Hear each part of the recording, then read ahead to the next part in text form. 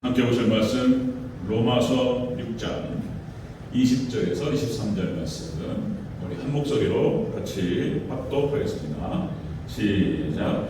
너희가 죄의 종이 되었을 때에는 의에 대하여 자유로웠느니라. 너희가 그때에 무슨 열매를 얻었느냐. 이제는 너희가 그 일을 부끄러워하나니 이는 그 마지막이 사망임이라. 그러나 이제는 너희가 죄로부터 해방되고 하나님께 종이 되어 거룩함에 이르는 열매를 맺었으니 그 마지막은 영생이라. 죄의 삭은 사망이요 하나님의 은사는 그리스도 예수 우리 주 안에 있는 영생이니라. 아멘. 네, 인사하겠습니다. 어디 예수님? 예수님의 은혜와 평강이 넘치시기를 축원합니다. 아멘. 오늘 함께 읽으실 로마서 6장 20절에서 23절 오늘 본문을 토대로 죄의 종이었을 때의 모습 이렇게 하겠습니다. 죄의 종이었을 때의 모습이라는 제목으로 말씀드리겠습니다. 같이 한번 따라하겠습니다. 죄의 종이었을 때의 모습. 죄의 종이었을 때 어떤 모습이었냐. 그런 말씀이죠. 자, 여러분들 여러 번 반복하는 것은 결코 귀찮거나 나쁜 게 아닙니다. 반복을 해서 계속 우리가 주입을 해야 돼요.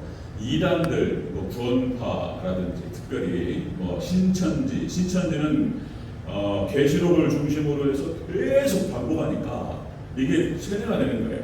우리 정통교회는 할 말이 너무 많고 알아야 될 게 너무 많아서 창세기부터 요한계시록까지 하다 보니까 이게 지금 뭔 말인가 이제 잘 모르는 경우가 많아요. 이 이단들은 그냥 하나만 자기 그림만 반복하니까 뚫어져 버려요 그냥. 자, 반복은 나쁜 게 아니고 너무나 중요한 겁니다. 자, 로마서 6장의 주제가 뭐라고 그랬죠? 로마서 6장의 주제는 새 사람이다 그랬습니다. 새 사람. 자, 이신칭이 교회 예수 그리스도를 믿는 믿음 안에서 거듭난 백성, 중생한 백성, 그래서 옛사람이 아니고 새 사람이 된 백성이 누구냐? 이것을 얘기하는 것이 6장이다 그랬습니다. 자, 그러니까 로마서 5장에서 예수님을 믿는 믿음 안에서 구원받은 백성, 그래서 이제 구원의 확신에 대해서 5장에서 얘기하고 6장과 7장에서 삽입구조로 이렇게 집어넣었다 그랬어요. 그래서 이제 6장에서 그러니까 자, 믿음으로 구원받는데 그러면 율법은 어쩌라는 거냐? 율법을 안 지켜도 된다는 거냐? 율법을 폐지한다는 거냐? 사도 바울 당신이 지금 뭐라는 거냐? 이렇게 이제 공격이 들어왔고 질문이 들어왔다는 것입니다. 그래서 이 질문에 대해서 대답을 하기 위해서 6장을 집어넣은 거예요. 6장, 7장. 6장이 그래서 그것이 아니다. 믿음으로 예수님을 믿는 믿음 안에서 구원받은 백성들은 새 사람이 되고 이 새 사람만이 율법을 지킬 수 있게 되는 거다. 거룩한 백성이 되기 위해서 하나님께서 이렇게 만드신 거다. 이렇게 답변하는 거예요. 그리고 이제 7장에서 이제 바로 연결시켜서 이제 들어갈 텐데 7장은 율법의 기능과 한계에 대해서 설명하는 것이 7장이 되겠습니다. 율법으로는 구원받지 못한다. 율법을 행함으로 구원받을 수 있는 사람은 아무도 없다. 율법의 기능은 그것이 아니다. 결론부터 말씀드리면 율법은 바로 복음으로 예수님께로 인도하는 것이 율법의 기능이다. 이런 얘기예요. 자, 우리 지난주에 그랬습니다. 지난주에 했던 것이 예수님을 영접하기 전과 후의 모습 그랬습니다. 예수님을 영접하기 전에는 죄의 노예 상태에 있었다. 그런데 예수님을 영접한 이후에는 하나님의 종으로 우리의 지체를 하나님께 드리겠다. 그렇게 얘기했고요. 그래서 이제 결국에는 거룩한 자가 된다. 이것이 이제 지난주에 했던 얘기예요. 자, 오늘은 6장 이제 마무리가 되겠습니다. 6장 20절에서 23절. 이것이 이제 부정적인 것이 있고 긍정적인 것이 있습니다. 마무리. 이제 딱 6장을 정리하는 거예요. 오늘은 부정적인 모습들을 먼저 보고 다음 주에 긍정적인 모습을 다시 한번 살펴보도록 하겠습니다. 자, 죄의 종이었을 때의 모습이 어떤 모습이었냐 하는 거예요. 자, 자세히 한번 살펴보겠습니다. 죄의 종이었을 때의 모습. 첫 번째, 의에 대하여 자유로웠다는 거예요. 너희가 의에 대하여서 자유로웠다. 20절을 같이 읽겠습니다. 6장 20절, 6장 20절 읽습니다. 시작. 너희가 죄의 종이 되었을 때에는 의에 대하여 자유로웠느니라. 아멘. 자, 의에 대해서 자유로웠다. 의에 대해서 자유로웠다. 이게 뭔 말입니까? 의에 대해서 자유로웠다. 의롭지 않았다는 거예요. 그러니까 이 불의했다는 뜻입니다. 너희가 죄의 종이었을 때는 불의했다. 너희가 불의한 백성이었다. 죄의 종이었을 때는 너희가 불의한 백성이었다. 이런 얘기를 하는 것입니다. 여기서 자유라고 하는 것은 이런 뜻이죠. 어떤 갇혔다라고 하는 것, 갇힘과 의무에서부터 벗어나는 거예요. 어떤 갇힘과 종으로 썼다. 그러니까 이제 자유로웠다라고 하는 것이, 그러니까 애굽의 노예 백성으로부터 해방되고 자유로웠다. 그죠? 우리가 일제 36년에서 6년 일본의 식민지로부터 해방되고 자유로워졌죠. 그 다음에 미국의 노예제도 말씀드렸죠. 그래서 이제 노예제도가 폐지되면서 미국의 모든 노예들이 해방되어 버렸어요. 자유롭게 됐다. 그런 뜻을 말씀드렸어요. 자, 그러면 다시요. 의에 대해서 자유로웠다. 이게 뭔 얘기냐? 이게 말을 어렵게 한단 말이에요.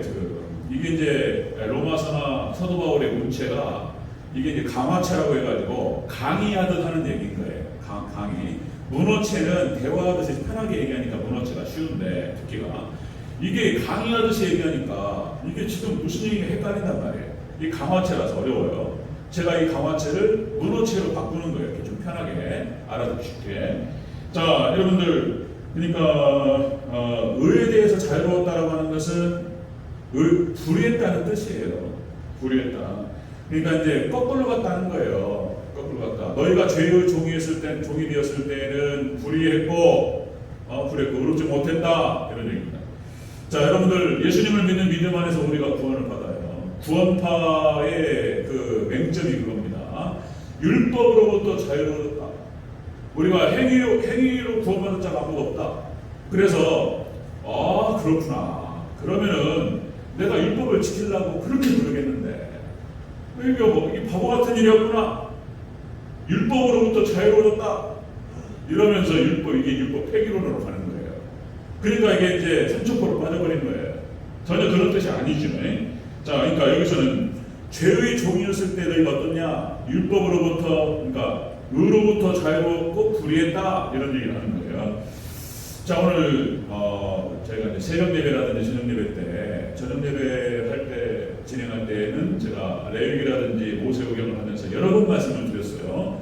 근데 주일날은 얘기를 안 했기 때문에 이걸 또 반복해야 된다. 자, 여러분들, 율법이라고 하는 것은 세 가지로 되어 있다고 했습니다. 여러분들, 제사법은 의식법이라고 하기도 하고요. 그 다음에 시민법, 그리고 도덕법, 이 세 가지가 있습니다. 율법은 몇 가지가 있다고요? 세 가지가 있어요. 제사법, 그 다음에 시민법, 이스라엘 백성으로 지켜야 될 시민법, 그 다음에 도덕법, 십계명, 이렇게 세 가지로 되어 있습니다. 자, 그런데 예수님께서 이 땅에 오셔서 십자가상에서 모든 것을 다 이루셨습니다. 예수님께서 이제 성취하셨어요. 예수님의 본체가 오셨기 때문에 그림자는 폐지되는 거예요. 그래서 여러분들, 제사법과 시민법은 폐지됐다고 말씀을 드렸습니다. 더 이상 우리는 구약의 율법식으로 제사를 드리지 않습니다. 이 모든 것이 다 예수님에 대한 그림자였고 예표였고 모형이었기 때문에 본체가 왔어요. 본체가 오셔서 성취하셨기 때문에 그림자는 이제 사라지는 거예요. 자, 거기에 대한 근거 구절이 이것들 중요하다고 말씀드렸어요. 호세아 2장 11절에서 이렇게 얘기합니다. 호세아 2장 11절. 자, 내가 그의 모든 희락과 절기와 월삭과 안식일과 모든 명절을 빼야겠고, 자, 명절을 폐해요. 그래서 여러분들, 더 이상 우리는 절기를 지키지 않습니다. 그죠? 유월절, 무교절, 그러니까 과거에 다 예수님 예표한 거예요. 예표. 예수님께서 오셨기 때문에 절기를 지키지 않습니다. 과거에 했던 제사법을 지키지 않습니다. 이제는 예수님 이름으로 하나님께 나아가면 됩니다. 제사법, 의식법은 폐지됐어요. 자, 그 다음에 그 근거가 골로새서 2장 16절 17절 이렇게 됩니다. 먹고 마시는 것과 절기와 초하루와 안식일을 이유로 누구든지 너희를 비판하지 못하게 하라. 이것들은 장래일의 그림자이나 몸은 그리스도의 것이니라. 예수님의 몸 본체가 오셨기 때문에 그림자는 사라지는 거예요. 그래서 여러분들, 제사법과 시민법은 폐지되고 그냥 그 정신만 남아 있습니다. 그런데 십계명, 도덕법은 살아있다고 말씀드렸죠. 같이 폐기시켜버리면 안 돼요. 이 십계명에 대해서. 자, 여러분들, 초대교회 때 이단이 있었어요. 초대교회 때 벌써 율법 폐기론자들이, 그러니까 사도들이 살아있을 때 벌써 이단들이 발생을 했습니다. 그노시스즘이라고 해가지고 영지주의자들. 그러니까 이제 영과 진리를 구분합니다. 그래서 영은 깨끗한 것이고 육은 지저분한 거예요. 그래서 우리가 육으로 죄를 짓잖아요. 그러니까 이제 영과 육을 분리해가지고, 그래서 죄 짓는 것은 내 육신이 짓는 것이지 내 영이 짓는 것이 아니라 뭐 이상한 얘기들을 하는 거예요. 그러면서 율법 폐기론 쪽으로 흘렀던 것입니다. 그래서 여기에 대해서 사도 요한이 요한 1서를 기록하면서 이렇게 얘기했던 거예요. 요한 1서 2장 3절 4절에서 자, 우리가 그의 계명을 지키면 이로써 우리가 그를 아는 줄 알 것이요 그를 아노라 하고 그의 계명을 지키지 않는 자는 거짓말하는 자요 진리가 그 속에 있지 아니하니. 이 계명을 안 지키고 계명을 무시해버려요. 그러니까 십계명을 말하는 것입니다. 그래서 하나님을 사랑하고 이웃을 사랑하라, 그렇게 해서 십계명이 나타나는데 이걸 안 지킨다? 못 지킨다? 안 된다는 거예요. 이걸 지켜야 된다. 이거를 자, 사도 요한이 이미 얘기를 했고 그것이 요한일서에 기록이 되었던 것입니다. 십계명의 의미에 대해서 신명기에서 다 얘기하고 있습니다. 참 놀라워요. 이런 것들 보면은 신명기 4장 9절에서 14절에서 십계명이 도대체 무엇이냐 이렇게 기록하고 있습니다. 십계명에 대해서 자, 두 돌판에 친히 쓰신 것입니다. 근데 십계명은 다른 모든 계명은 하나님께서 말씀하셨어요. 하나님께서 모세에게 말씀하셨고 모세가 받아 적었든지 하나님께서 감동하시고 지혜를 주셔서 그가 썼는데 모세가 그거는 다 모세가 기록한 거예요. 그런데 십계명은 하나님이 친히 쓰신 거예요. 아멘. 친히 두 돌판에 기록하신 것이 십계명입니다. 자, 하나님 직접 기록하신 명령이 십계명이고요. 그 다음에 두 번째로 십계명은 건너가 받을 땅에서 행하게 하셨다 이런 얘기예요. 너희가 건너가 가나안 땅에 들어가서 행해야 될 규례가 바로 십계명이라는 거예요. 이건 무슨 의미를 담고 있냐면 구원받은 백성이 행하게 될 규례입니다. 규례예요. 구원받은 백성, 예수 그리스도를 믿는 믿음 안에서 구원받은 백성들이 그 계명대로 살아가야 돼. 그 노선대로 살아가야 될 법인 거예요. 우리가 예수 그리스도를 믿는 믿음 안에서 구원을 받고 우리가 이제 더욱더 하나님을 사랑하고 이웃을 사랑하는 백성으로 살아가는 저와 여러분 되시길 축원합니다. 그냥 구원받은 백성이 지켜야 될 규례가 십계명인 거예요. 그걸 벌써 신명에서 얘기를 하고 있다는 거예요. 마지막 세 번째가 또 뭐냐면요. 자, 십계명의 의미가 이스라엘이 세상에 사는 동안 하나님을 경외하기 위해서 만든 법이라는 거예요. 이스라엘 백성들, 구원받은 백성들이 이 세상에 살아가는 동안 땅에 우리가 이제 하늘로 올라가면 되게 끝나는 거예요. 이 땅에 있는 동안 하나님을 경외하기 위해서 하나님 만드신 법이라는 거예요. 자, 우리가 십계명을 지키고 나아갈 때 더욱더 하나님을 경외하게 될 줄로 믿습니다. 구원받은 백성이 지켜야 될 것이 십계명이라는 거예요. 구약에서도 얘기하고 있고 그리고 신약에서도 말씀하시는 거예요. 자, 예수님도 이런 말씀하셨어요. 자, 여러분들 죄로부터 자유로워지기 위해서는 우리가 예수님께 매이고 말씀에 매여야 된다는 거예요. 우리가 예수님께 갇히고 예수님 말씀에 갇힐 때에 죄에서 자유로워질 수 있다는 거예요. 예수님께서 마태복음 11장 28절 30절에서 이런 말씀하세요. 수고하고 무거운 짐진 자들아 다 내게로 오라 내가 너희를 쉬게 하리라 이렇게 말씀하시면서 이런 말씀하셨어요. 그러니까 죄로부터 자유로워질 수 있는 비결이 무엇이냐? 그 첫 번째가 예수님께로 오는 거예요. 예수님을 영접하는 것인 줄로 믿습니다. 내게로 오라 이렇게 말씀하셨어요. 수고하고 무거운 짐진 자들아. 여기 수고하고 무거운 짐을 졌다라고 하는 것은 율법을 행함으로 구원받기 위해서 노력하는 거예요. 네. 그런데 예수님께로 오면은 예수님을 영접하고 예수님께 능력받으면 은혜 가운데 우리가 하나님의 은혜로 예수님의 은혜로 율법을 지킬 수 있는 거룩한 백성이 될 줄로 믿습니다. 자연스럽게 그쪽으로 가는 거예요. 우리가 노력해서 다 지켜지는 것이 아니에요. 노력도 필요하고요. 자, 두 번째, 자, 죄로부터 자유로워질 수 있는 비결이 자, 나의 멍에를 메라 이렇게 말씀하셨어요. 우리가 예수님의 멍에를 메고 말씀의 멍에를 메야 될 줄로 믿습니다. 그거를 맬 때에 죄로부터 벗어난다는 거예요. 우리가 예수님께 갇히고 말씀에 갇힐 때에 은혜에 갇힐 때에 죄로부터 멀어지는 거예요. 세 번째, 내게 와서 배우라 이렇게 말씀하셨어요. 우리가 자 여러분 말씀의 인도를 받아야 될 줄로 믿습니다. 이 전관계를 잘 알아야 돼요. 그런데 지금 여기 구원파 쪽으로 딱 기울어버린 분들은 이 말씀을 얘기를 안 해요. 이런 이런 얘기 중요한 근거 구절들을 대고 한번 설명해 보라면요, 딴 얘기만 해, 자기 얘기만 하고. 자, 그렇습니다. 죄의 종이었을 때, 죄의 종이었을 때의 모습이 어떤 모습이었냐? 의에 대해서 자유로웠다는 거예요. 그러니까 불의했다는 것입니다. 불의의 열매를 맺었다. 자, 두 번째 보겠습니다. 첫 번째 대제도 중요한 얘기했어요. 이걸 잘 기억하셔야 됩니다. 자, 두 번째, 죄의 종이었을 때의 모습 두 번째는 아무 열매를 얻지 못했다는 거예요. 아무 열매를 얻지 못했다. 21절을 같이 읽겠습니다. 21절 시작.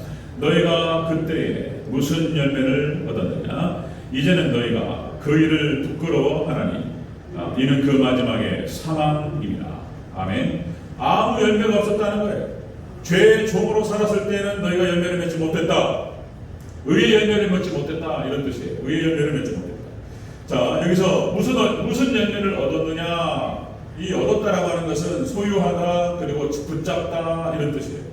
너희가 죄의 종으로 있을 때에는 아무것도 소유하지 못했고 아무것도 붙잡지 못했다, 이런 뜻이에요. 자, 여러분들, 아담과 하와가 하나님의 말씀에 불순종하고 하나님께서 거기에 대해서 선물하셨어요. 이런 말씀이 나오죠. 창세기 3장 18절. 자, 땅이 내게 가시덤불과 엉겅퀴를 낼 것이다.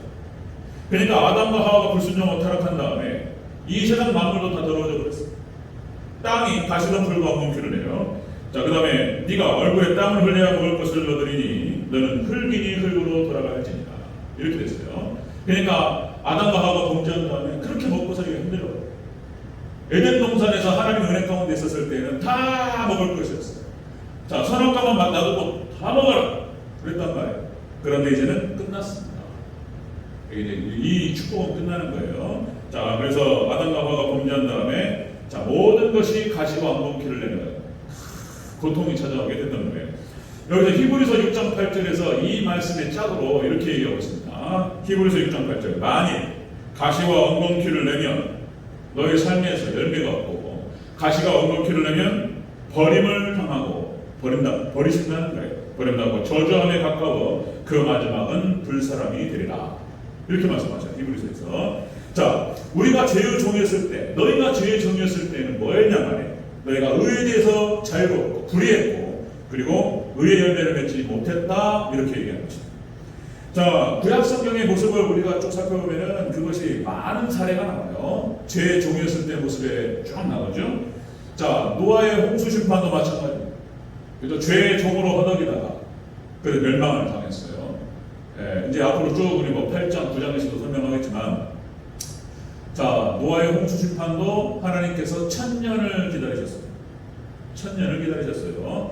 그러니까 그들이 한 명이라도 회개하고 돌아오기를. 무두셀라의 아이가, 무두셀라의 이름이 이 아이가 죽을 때에 심판한다, 그런 뜻이라고 말씀드렸죠. 에녹이 그래서 무두셀라를 낳고 65세에 무두셀라를 낳고 300년간을 하나님과 동행했다, 이렇게 기록돼요. 그리고 죽음을 보지 않고 하늘로 올라갔다. 무두셀라가 승천하는 거, 이게 휴거입니다, 휴거. 이걸 갖다 다 구약성경에 보여주셔요. 우리가 믿음 안에서 잘 살아갈 때 예수님께서 재림하시면 똑같이 우리가 죽음을 보지 않고 올라갈 줄 믿습니다. 에녹이에요, 에녹. 그 에녹이 무두셀라를 낳고 이 아이가 죽을 때 심판한다, 이렇게 말씀하셨기 때문에 늘 무두셀라를 보면서 종말론적인 신앙을 가지고 있었던 거예요, 에녹이. 이게 종말 신앙만 이기는 거예요. 노아가 이길 수 있었던 것도 에녹, 무두셀라 할아버지 보면서 이겼던 거예요. 그러니까 종말 신앙이 이기는 거예요, 마지막. 자, 이게 노아가 이제 심판이 끝난 다음에 종말 신앙이 끝나니까 실수하는 거예요. 그런 모습이 나타나는데, 그러니까 이제 노아의 홍수 심판이 무두셀라 969세에 죽습니다. 하나님께서 그 나이가 제일 많았어요. 그 무두셀라의 나이에는 하나님의 긍휼과 사랑과 기다림이 있는 거예요. 1000년을 기다렸다니까요. 단 한 사람이라도 돌아오기를 기다리셨는데 안 돌아왔다는 거예요. 그래서 노아와 그 가족만 남기는 거 싹 심판했어요. 이게 하나님 심판 당하는 거예요. 멸망당하는 것입니다. 그 다음에 소돔과 고모라도 마찬가지고, 마지막 때는 노아의 때와 같으리라. 종말 시대가 이제 그렇게 죄의 종으로 허덕이다가 멸망합니다. 이것을 미리 말씀하셨던 거예요. 그 다음에 여러분들 성경의 역사, 사사기의 역사, 그렇죠? 이스라엘 백성들이 가나안 땅에 들어가서 파도를 친단 말이에요. 파도를. 하나님 은혜 가운데서 올라갔다가 차라리가 팡 바닥을 치고 다시 회개해가지고 하나님 살려주셔서 좀 올라가다가 하나님께 은혜 주시면 또 다시 타락해. 교만해서 또팡 떨어져. 팡 떨어져. 이게 사사기 역사예요. 사사기뿐만 아니라 열왕기의 역사, 역대기 역사도 마찬가지입니다. 열왕기와 역대기는 관점의 차이가 있는 것이고요. 네, 똑같은 내용들을 다르게 기록한 거예요. 이스라엘 역사를 기록한 것인데 결국에는 이스라엘의 역사가 멸망으로 끝나는 것을 볼 수 있죠. 그죠? 북이스라엘이 아수르에 멸망하고, 그리고 남유다가 바벨론에 멸망하고. 그러니까 하나님께서 다윗의 족속, 유다 족속, 다윗을 통해서 하나님 왕국을 세우리라 말씀하셨는데, 그러니까 10개 지파가 여기에 거부해버렸어요. 베냐민 지파와 유다 지파만 남겨놓고 10개 지파가 나가버렸어요. 북이스라엘. 그래가지고 하나님께서 결국에 멸망시킵니다. 그러니까 소돔 광야 40년 동안 고라를 중심으로 해서 여러 명이 모여가지고 당을 짓고 모세를 대적하죠. 그럼 똑같은 장면이 거기 나타나는 거예요. 북이스라엘이 10개 지파가 모여가지고 유다 지파, 다윗 자손을 다 거부해버려요.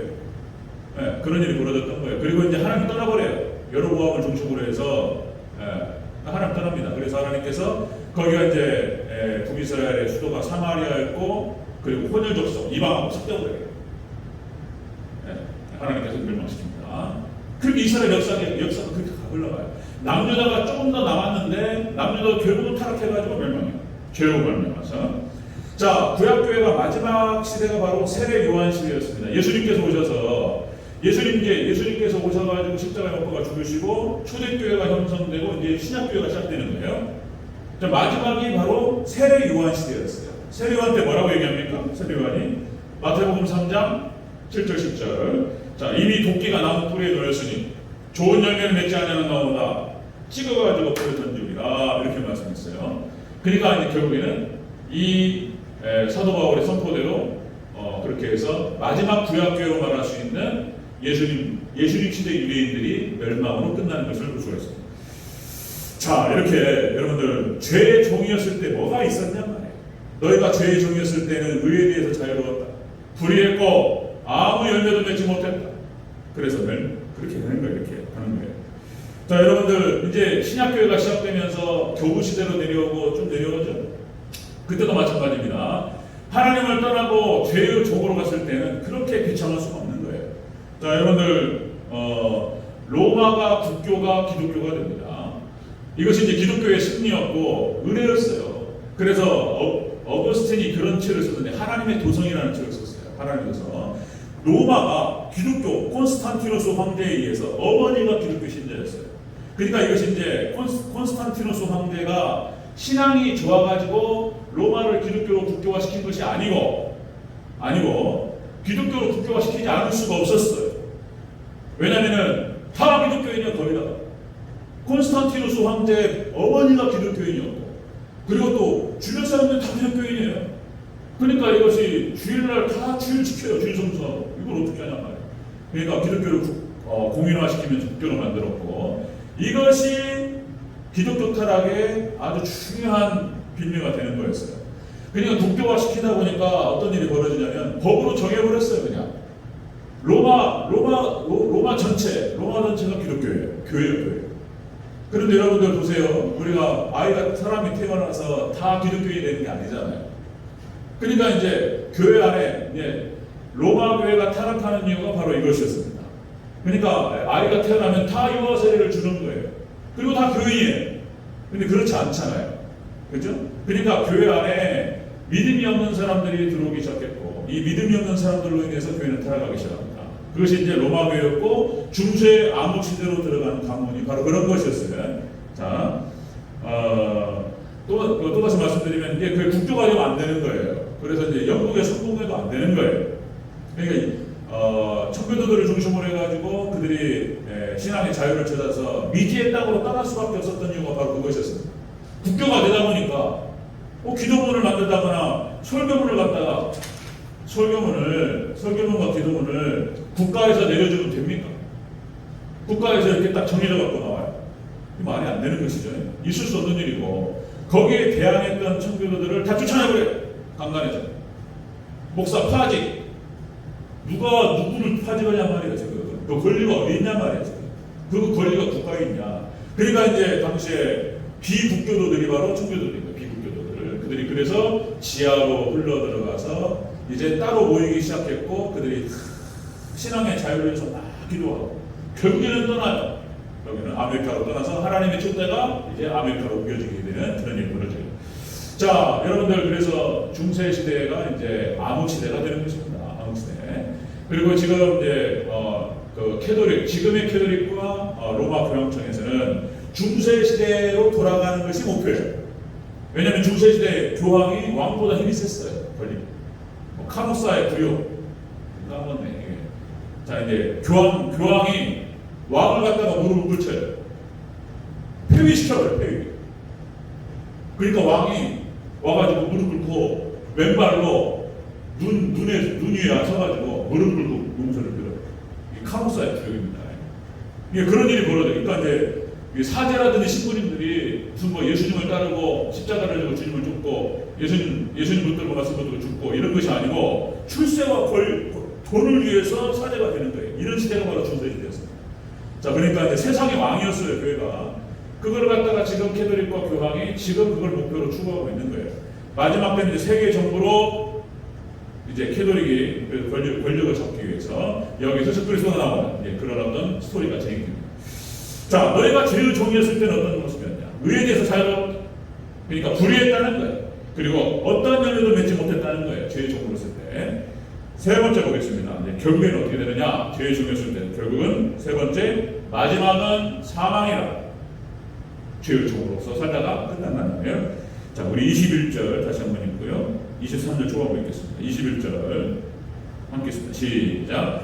그 너희가 그때에 무슨 열매를 얻었느냐? 이제는 너희가 그 일을 부끄러워하나니 이는 그 마지막이 사망임이라.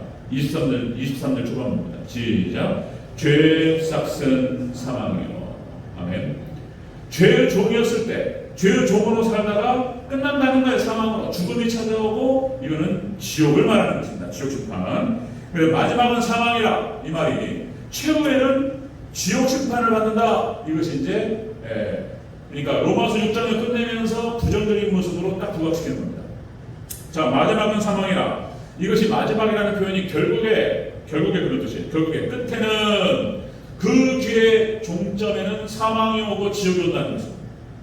이렇게 선포하는 거예요. 종점에 결국에는 마지막에는 그 종점에는 사망이 오고 그리고 심판이 오고 지옥이 온다 이런 얘기가 되겠습니다.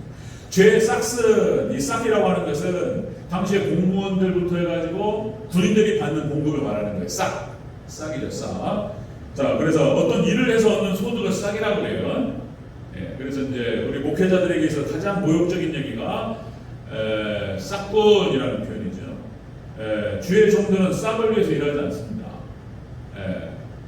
이게 이제 그런 거예요. 그래서 사도 바울이 충분히 권리가 있었음에도 불구하고 요구하지 않았다는 것은 싹꾼이 아니기 때문에 그랬다는 거예요. 자, 죄에 대한 그런 싹으로 그 대가로 지옥이 오고 사망이 온다라고 하는 것입니다. 아까 또 말씀드렸던 것도 그런 거예요. 여러분들 아담과 하와가 범죄로 말미암아서 결국에는 이제 지옥 맛을 보는 거예요. 아담과 하와가 죽어서 지옥 갔을까 천국 갔을까? 성경에 나오진 않지만 어떻게 됐을까요? 그 인생이 이제 참 슬픈 거예요. 에덴 동산에 쫓겨나서 그죠? 아담과 하와가 하나님 말씀에 불순종이 있기 때문에 지옥의 맛을 보죠. 고통스러워요. 하나님 말씀 떠나면은 하나님의 진리의 노선에서 벗어나면은 대형사고 나는 거예요. 여러 번 말씀드렸지만, 그러니까 자동차도 자기 선이 있는데, 제가 이제 서울에서 처음에 이제 군대 제대하고 그 운전면허를 서울에서 땄어요. 전주에서 따서 서울에서 이제 도로 주행을 하고 바로 운전을 시작했습니다. 하여튼 뭐 그렇게 그때 이제 저 운전 교습해줬던 분이 뭐라고 말씀하시냐면은 네 차선만 지키면 돼 그랬어요. 그게 무슨 말인지 몰랐는데 차선만 딱 지키고 옆에 막 쌩쌩 달리니까 무서워가지고 벌벌 떨린단 말이에요. 근데 차선만 지키면 된다는 게 뭔 말인지 몰랐는데 차선만 지키면 돼요. 주변이 무슨 난리지기를 해도 우리 노선만 따라가면 돼요. 아멘. 하나님 지켜주십니다. 믿습니까? 차선만 지키면 돼요. 기차는 그 자기 레일만 위에만 딱 달려가면 되는 거예요. 아무 걱정이 없어요. 사고 나면 다 거기서 보상해줘요. 예. 사고 날 일도 별로 없지만은 세상에는 사고가 나지만 하나님께서 우리가 말씀과 진리의 노선을 쫙 걸어가기만 하면 하나님 보호하실 줄로 믿습니다. 벗어나면 이제 대형 사고가 나는 거예요. 예. 다른 차선을 넘어간다거나, 그죠? 기차가 레일을 벗어나면 어떻게 되겠습니까? 그죠? 그런 거예요. 아담과 하와가 하나님 말씀을 벗어나가지고 대형 사고가 나는 거예요. 그러니까 지옥 갔을까 천국 갔을까. 근데 이제 힌트가 하나님께서 가죽 옷을 지어서 입히시잖아요. 그죠? 그러니까 이제 하나님께서 역시 예수님으로, 그러니까 예수님 양가죽이었을 거라고 또 이제 우리가 한번 생각해 본다고 그랬죠.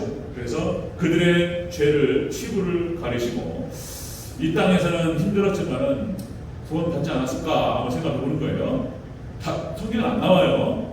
네. 아담과 하와가 천국 갔을까 지옥 갔을까, 하나님 구원하시지 않았겠는가 이렇게 생각해 보는 거예요. 이 땅에서는 힘들었어요. 두 아들을 낳았는데 있을 수 있는 일이 아니잖아요. 아들 둘을 낳았는데 큰 아들이 작은 아들을 갖다가 돌로 쳐 죽이는 것을, 그 꼴을 봐야 되는 그 부모의 심정을 한번 생각해 보세요. 기가 막히죠. 감사한 거는 제 아들 둘은 조성민, 조성원이가 이렇게 친하게 지내서 둘이 친해요. 조성원이가 아빠보다 형을 더 좋아하는 것 같아요. 근데 기분 나쁘진 않아요, 그렇지. 기분 나쁘진 않아요. 둘이서 친해요. 둘이서 앉아가지고 조곤조곤 성민이가 착해요. 성민이가 제가 성민을 잘 봐요. 너무 감사해요. 근데 아담과 하와는 그게 아니잖아요, 지금. 두 아들 낳았더니 큰 아들이 그럴 수 있단 말이에요. 어떻게. 기가 막히잖아요. 돌로 쳐줘요. 둘이 싸워가지고 한번 제가 예를 들지 어렸을 때 싸우기만 해도 기분 나빠요. 부모 심정이. 근데 아담과 하와 생각해보면, 그 다음에 또 그렇죠. 예, 뭐 아까 말씀드렸듯이 노아의 홍수 심판, 소돔과 고모라, 그 다음에 이스라엘, 구약에 나타난 이스라엘 역사가 죄악 가운데 허덕이다가 고통 가운데에서 지옥이야 지옥. 그렇게 되는 거예요. 하나님의 말씀 떠나고 죄악으로 들어가면 고통이 찾아오게 되고 인생이 힘든 거예요. 그렇게 되는 것이죠. 그러니까 우리가 창세기 1장 2절 말씀이 그거예요. 그 예수님 말씀인 거예요. 그것이 예수님 얘기인 거예요. 그러니까 땅이 혼돈하고 공허하며 빛이 오기 전에는 혼돈과 공허가 있고 그 다음에 흑암으로 들어가는 거예요. 말씀 따라하면 다 어두워져 버리는 거예요. 이제 앞뒤 구분이 안 됩니다. 예수님 따라하고 말씀 따라하고 죄로 들어가잖아요. 앞뒤 구분이 안 돼요. 이제 혼돈과 공허로 들어가요. 이제 혼돈으로 뭐가 뭔지 모르고 공허해져요. 그리고 이제 흑암으로 들어가는 거예요. 빛이 없으면 그렇게 되는 거예요. 빛은 예수님이신 거예요. 예수님과 말씀이 사라지면은 우리가 거기서 조금 거리를 두게 되면은 이제 어두워지기 시작하는 거예요. 그걸 원리적으로 창세기를 말하는 거예요. 창세기 1장부터 3장까지가 성경 전체를 얘기해요. 놀랍습니다. 또 제가 한번 나중에 시간을 내가지고 특별히 이걸 풀어가서 말씀 한번 드릴까. 창세기 1장부터 3장까지 성경 전체를 다 얘기하고 있어요. 기가 막히게 놀랍습니다. 그런 거. 자, 여러분들 꼭 기억하셔야 될 거 한마디만 말씀드립니다. 여러분들 이 땅에서 살아가는 동안 하나님께서 하나님을 경외하게 하시기 위해서 하나님께 계명을 주셨고 10계명이에요. 하나님을 더 사랑하고 이웃을 사랑하라 말씀하셨어요. 그죠? 우리가 말씀 안에 갇히고 말씀에 매이고 그렇게 살아가야 돼요. 그게 천국인 거예요. 말씀과 동행하는 것이. 벗어나면 아주 고통스러운 거예요. 우리가 어떤 일을 행할 때도 마찬가지입니다. 목회자도 마찬가지예요. 기도 많이 해야 돼. 기도하면서 말씀 딱 붙들고 잘하지 않으면은 이게 이제 아주 고통스러워지는 거예요. 교회도 마찬가지예요. 교회도 말씀 따라하면은요 이게 어둠이 찾아오는 거예요. 그러니까 우리가 믿음의 속도도 이 땅을 살아가면서 말씀에 벗어나서, 그죠? 말씀에 벗어나서 그러면 벌써 마음의 평안과 기쁨이 사라져요. 하나님의 일은 그렇습니다. 하나님의 뜻을, 우리를 향하신 하나님의 목적과 계획과 뜻이 뭐냐 말이에요. 그걸 알 수 있는 길이 뭐냐 말이죠. 단적으로 알 수 있는 길은 뭐냐면 우리가 어떤 것을 계획하고 목적하고 어떤 일을 진행할 때에 불안해고 기쁨이 없고 그 일을 진행하는데 자꾸 사람들과 다투게 되고 사람들과 싸우게 되고 뭔가 갈라서게 되고, 이거 하나님의 뜻이 아닌 거예요. 하나님의 뜻은 반드시 어떻게 오냐면 은혜 가운데 찾아와요. 그리고 그 일을 진행할 때 기쁨이 있고 평강이 있습니다. 하나님께서 이것을 해라 저것을 해라 오른쪽으로 가라 왼쪽으로 가라 다 지시하지 않아요. 우리가 분별하는 거예요. 하나님의 말씀을 가지고 분별해요. 그래서 우리의 전인격, 우리 지성과 감정과 의지를 가지고 하나님의 말씀을 분별하면서 그렇게 찾아가는 거예요. 우리가 여기서 대전에서 서울을 갈 때 중부로 갈 것인가 경부로 갈 것인가 상관없어요. 경부로 가도 되고, 죄송합니다. 경부로 가도 중부로 가도 돼요. 우리는 중으로 가면 되는 거예요. 굉장히 중요한 얘기인 거예요. 자, 그러면 갈 때 벌써 우리 어떤 걸 선택하고 진행할 때 불안하고 두렵고 막 싸우고 뭐가 막 뒤지고 볶고 막 이러면 다 생각해야 되는 거예요. 하나님의 뜻이면은 평안이고 기쁨이 있습니다. 하나님께 함께 하시는 그런 거예요. 그래서 우리 믿음의 백성들도 마찬가지인 거예요. 말씀에서 벗어나면 고통스러워요. 네, 고통이 찾아와요. 그렇습니다. 그래서 여러분들 다른 거 없습니다. 뭐 제가 이런 말씀을 드렸었어요. 우리 대전절교회 하나님께서 저를 여기서 보내셨다면 제 사명은 그거예요. 여러분들을 대전절교회 성도들을 천국으로 인도하고 그리고 축복으로 인도하는 거예요. 네, 다른 거 없어요. 우리가 예수님을 잘 믿고 섬기고 말씀의 노선을 잘 따라가고 그렇게 여러분들을 잘 이끄는 것이 제 사명이고 그렇게만 따라가면 모든 축복을 다 약속하셨어요. 하나님께서 기쁨과 평안이 찾아. 그죠? 그러니까 이게 이제 믿음이 약하니까 말씀이 우리 안에 없고 믿음이 약하니까 못 믿어. 네. 자기 통제 밖을 벗어나고 자기가 그 주권을 갖다가 하나님께 넘겨주면 하나님 과연 나에게 축복하실까? 이게 대한 분명한 확신이 없으니까 내가 쥐고 있어야 되는 거예요. 이제 이런 거 문제예요. 근데 믿음으로 하나님께 맡기시기를 주여 축원합니다. 그냥 맡긴다는 것이 이것도 잘 이해해야 돼요. 맡겨놓고 나는 아무것도 안 하고 있어. 이렇게 가만히 있어. 그만 안 되고요.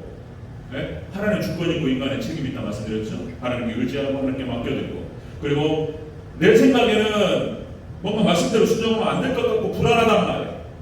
사단이 역사하는 거예요. 그러나 그게 분명하면 말씀이 분명하면 내어드리고 따라가면 결국에는 축복이 될 줄은 믿습니다. 아멘. 그렇습니다. 자, 말씀 정리합니다. 자, 오늘 본문 말씀 20절과 23절 말씀을 토대로 부정적인 어두운 부분이 있고 밝은 부분이 있어요. 본문에. 자, 오늘 어두운 부분을 말씀을 드리는 거예요. 자, 다음 주는 밝은 부분을 말씀드릴 거예요. 어두운 부분이 그거예요. 너희가 죄의 종이었을 때 어떤 모습이었냐는 거예요. 너희가 의에 대해서 자유롭고 불의했다는 거예요. 아무 열매가 없었다는 거예요. 그리고 결국에는 너희가 사망이 찾아왔다는 거예요. 이제 반대는 이 얘기를 하려고 그러는 거예요. 그래서 너희가 하나님의 은사로 말미암아서 의롭게 되면 주님의 말씀을 잘 따르게 되면 기가 막힌 게 뒤에 있다는 거예요. 거기 그 얘기가 다음 주에 나오는 거예요. 자, 여러분들 믿음으로 정말 예수님께 매이시고 말씀에 매이시기를 축원합니다. 거기가 아주 기가 막힌 게 많아요. 네. 기가 막힌 게 많아요. 네. 저는 몇 번 체험을 해봤어요. 몇 번. 제가 여기 있을 사람이 아니에요. 들어간 사람이 정말 부정이 많고 하나님께서 그냥 어떻게 하나님 축복하시면 그렇게 됩니다. 여러분들 하나님께서 허락하시는 놀라운 축복에 여러분들 주인공이 되시기를 주의 이름으로 축원합니다. 아멘. 기도하겠습니다.